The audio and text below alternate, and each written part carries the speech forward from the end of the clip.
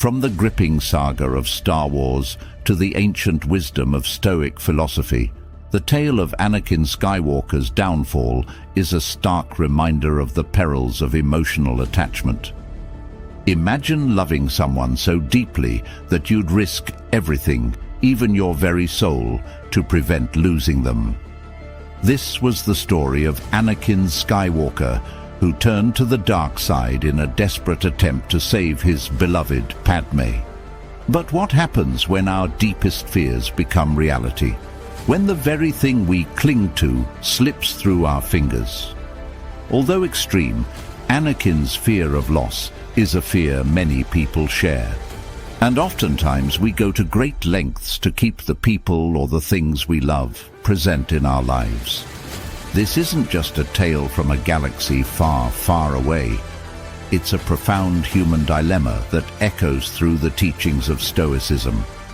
Today, diving into the depths of human attachment and loss, we delve into the teachings of Stoicism, examining how its principles can be applied as practical steps outlined for detaching from people and situations. So, I encourage you to stay with us till the end and take note of every step as an actionable wisdom guide to help you navigate the often turbulent waters of human relationships and emotions. 1. Step away from that person for a while. Sometimes the wisest action is to create distance, not to create a void, but to gain clarity. Picture this. You're in a vibrant party. The music's loud, people are talking, and amidst this you're trying to understand a friend's whisper. Hard, isn't it? That's what it's like when we're too close to a person or situation. Our emotions, like the party noise, drown out clarity.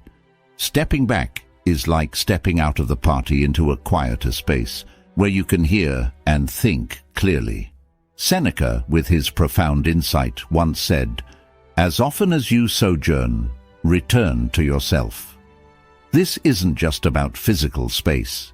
It's about mental and emotional space too. When feelings cloud our vision, a step back helps us observe them, like watching clouds drift across the sky, understanding they're separate from us. This detachment isn't coldness. It's a way to observe the situation and our reactions to it objectively. It's about seeing the chessboard, not just the chess piece you're holding. To apply this today, you don't need a villa in the countryside like the ancient Stoics. It can be as simple as turning off your phone for an hour, taking a walk, or just sitting quietly in a room. The goal is to find a space where your thoughts aren't drowned out by the constant buzz of life. It's in these quiet moments that we find the strength to make decisions not based on immediate emotions, but on reasoned thought and inner wisdom.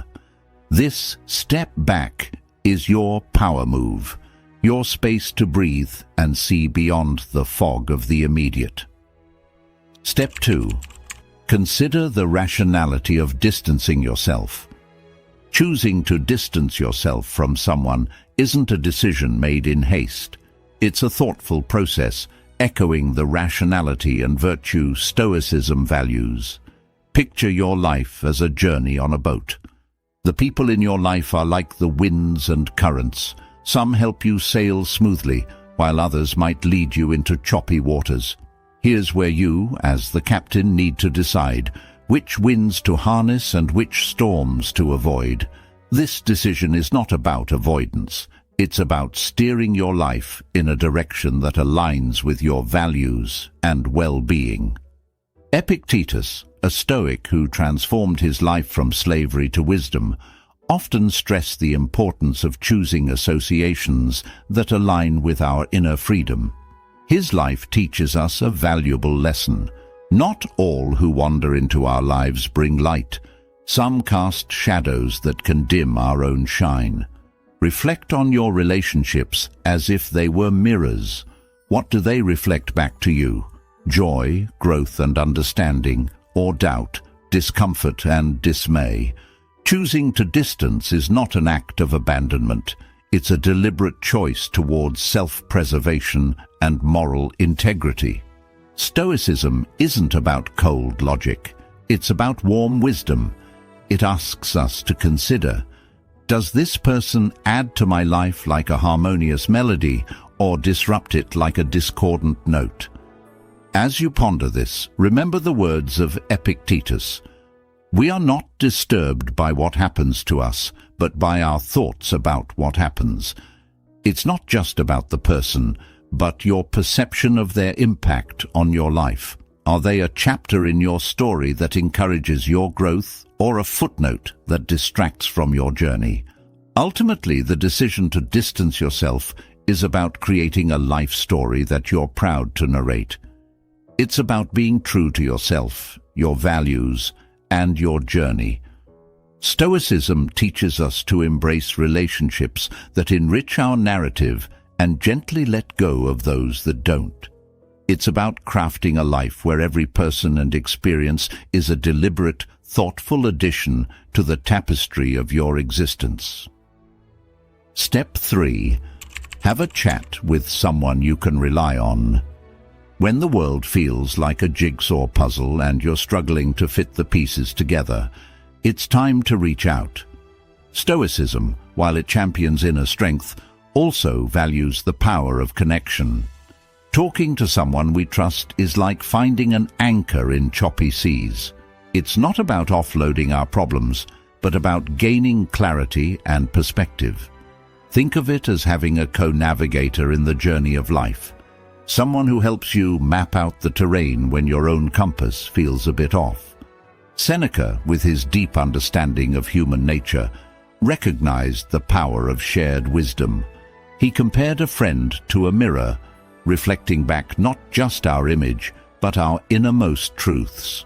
This reflection isn't just about seeing ourselves clearly, it's about understanding our path. When you open up to someone, you're not just sharing words. You're inviting them into your inner world, offering a glimpse of your thoughts and emotions. This sharing creates a space of mutual understanding and support, where insights are exchanged, not just sympathies. Choose your confidant wisely, someone who embodies the values you aspire towards. This person becomes your sounding board, helping you navigate through your thoughts and feelings. They don't have to fix your problems. Sometimes, just having them listen is enough. Their presence is a reminder that you're not alone on this journey. As you share your thoughts, you might find pieces of wisdom in their responses, little nuggets of truth that help you see things differently. Stoicism teaches us that life's challenges are best met with a calm mind and a supportive community. Your chosen confidant is part of this community, a testament to the idea that strength often comes from togetherness. Remember, detaching from a person or situation doesn't mean detaching from all human connections. In fact, it's these very connections that provide the strength and perspective needed to navigate life's complex tapestry. Your conversations with this trusted individual are more than just chats. They are bridges to understanding, pathways to clarity, and anchors in the ever-changing seas of life. Step 4. Establish limits for your feelings. Mastering our emotional landscape is like being the captain of a ship sailing through a storm. The waves are our feelings, powerful and sometimes overwhelming. Stoicism doesn't teach us to avoid these waves, but to navigate them with skill and wisdom. It's about knowing when to let the waves carry us and when to steer our ship firmly.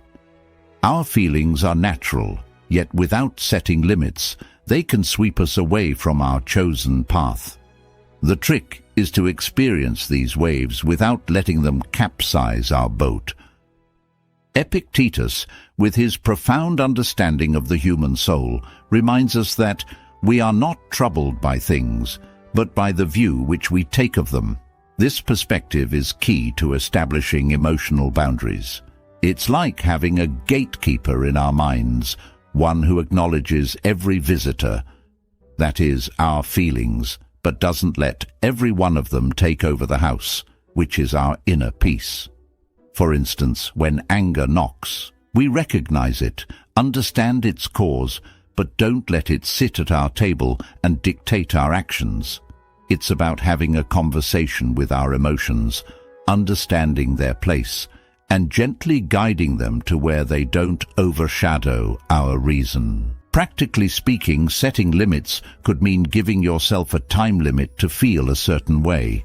Say, for the next hour, I'll allow myself to feel upset about this, and then I'll focus on solutions.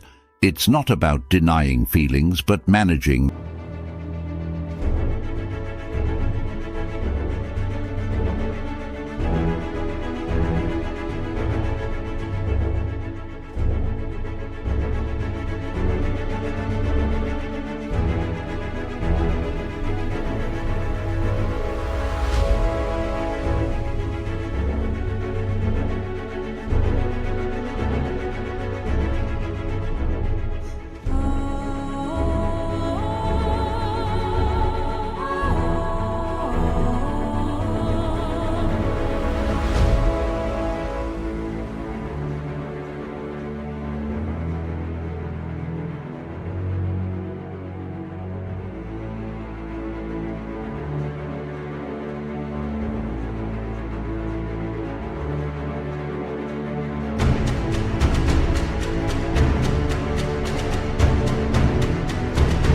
Their influence, it's a balancing act, like a tightrope walker who acknowledges the height but focuses on the rope. By doing this, we honor our feelings without becoming their slaves. We feel, we understand, and then we gently guide ourselves back to a place of balance and rationality. This process isn't about suppression, it's about moderation, like adding just the right amount of sugar to your tea, enough to taste, but not so much that it overwhelms. Step 5. Thoughtfully consider the potential consequences of distancing yourself. When you stand at the crossroads of detachment, take a moment to look down each path. Stoicism isn't about impulsive decisions. It's about thoughtful consideration. Imagine each road as a possible future, each turn a different outcome. What lies down the path of distancing? Will it bring peace, growth, and a stronger sense of self? Or will it leave a trail of regret and missed opportunities? This foresight isn't about predicting the future with certainty. It's about preparing for it with wisdom. Marcus Aurelius, a man who balanced the weight of an empire, once mused, "Look back over the past, with its changing empires that rose and fell, and you can foresee the future too." His words echo the Stoic practice of reflecting on past experiences to inform future decisions. Think about times you've distanced yourself before. What were the outcomes? Did the space bring clarity and peace, or did it lead to isolation and regret? Use these reflections as a guide, a way to learn from the past, to navigate the future. Finally, consider the impact of your decision on others. Stoicism teaches us to balance our needs with the greater good. In detaching, are you fostering your growth and contributing positively to the lives of others? Or are you potentially causing harm or misunderstanding? This step isn't just about self-interest. It's about harmonizing your well-being with the world around you. It's like being mindful of your footsteps in a garden, ensuring they nurture growth rather than trample the flowers. Detachment, in the Stoic sense, is an act of wisdom, a carefully weighed decision that considers not only the self, but the interconnected web of relationships in which we all exist. Step 6. Give yourself a break from social media. Picture your mind as a serene lake. Now imagine social media as raindrops, constantly disturbing its calm surface. These droplets are the endless updates, notifications, and comparisons that infiltrate.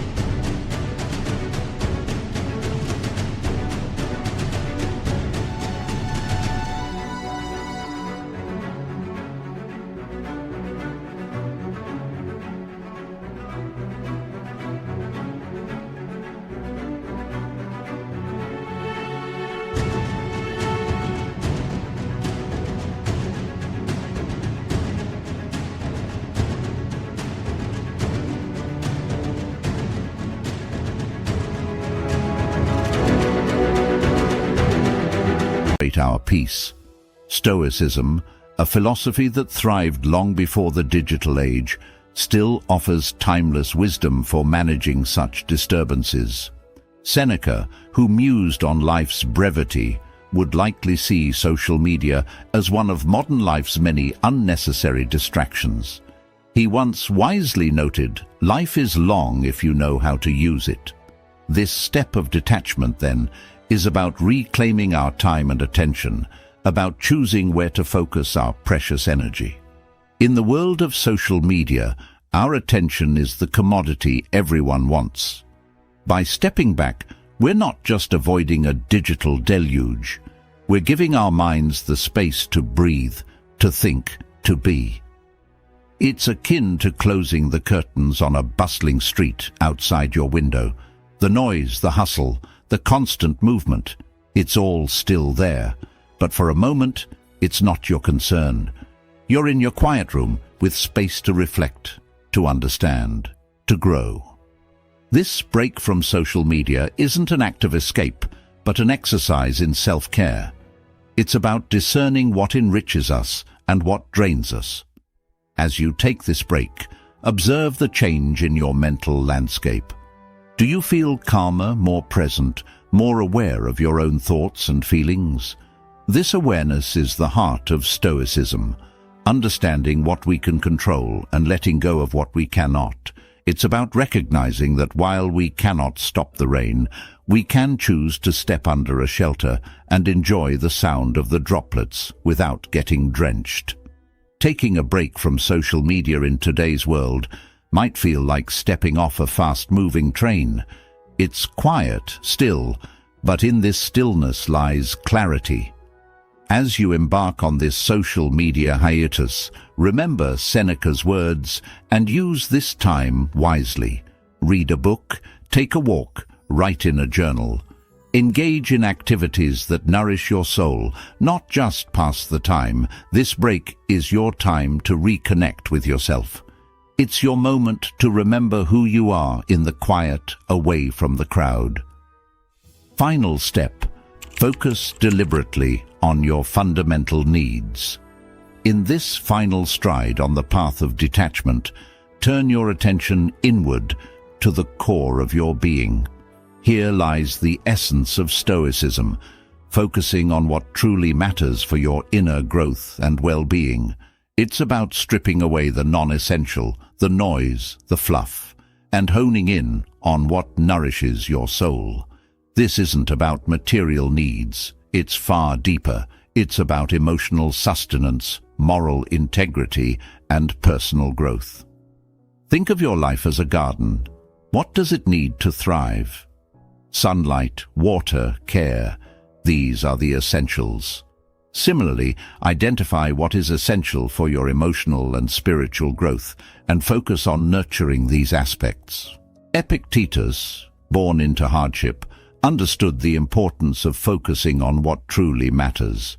His teachings highlight the power of discernment, separating the wheat from the chaff in our lives. Wealth consists not in having great possessions, but in having few wants. Apply this wisdom to your emotional landscape. It's about knowing what you need to feel fulfilled, stable, and at peace. It's recognizing that sometimes less is more. In a world of endless choices and distractions, it's about finding contentment in simplicity and depth. Practically, this means taking time to reflect on what brings you genuine happiness and peace. Is it quiet time alone, meaningful conversations with friends, engaging in a hobby? Identify these core needs and make them a priority. It's like packing for a journey. Bring only what is essential, what adds value to your journey. This deliberate focus helps in detaching from the unnecessary, from people and situations that don't align with your fundamental needs. By centering your life around these needs, you create a foundation of stability and contentment. This isn't a one-time task, but an ongoing process, a constant return to what truly matters.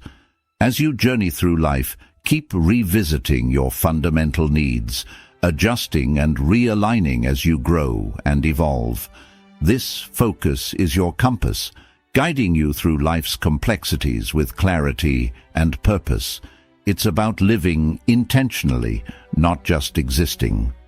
And in this intentional living, you find the essence of Stoicism, a life lived with purpose, wisdom, and inner peace. In embarking upon the path of disengagement from the entanglements of people and situations, we find a reservoir of profound insights and practical advice within the teachings of Stoicism. This philosophy invites us to momentarily step back, to weigh the reason behind our distancing, to engage in transparent dialogue, to set boundaries around our emotional responses, to ponder the repercussions of our actions, to take respite from the bombardments of external influences like social media, and to concentrate on our core necessities. Such actions are in harmony with the Stoic virtues. Stoicism, with its enduring sagacity, enlightens us that detachment is not akin to emotional numbness. Rather, it is the attainment of a serene and resilient inner state as we meander through the intricacies of human connections and the trials of existence. The tenets of Stoicism shine as a lighthouse of inspiration, steering us towards a life enriched with virtue, wisdom, and emotional fortitude. We welcome your thoughts in the comments. Which step resonates with you, or which one are you inclined to try? If you found value in this video, we encourage you to express your appreciation by liking it. Don't forget to subscribe if you haven't yet, share with those you hold dear, and ring the notification bell to be among the first to savor our freshly baked Stoic wisdom videos.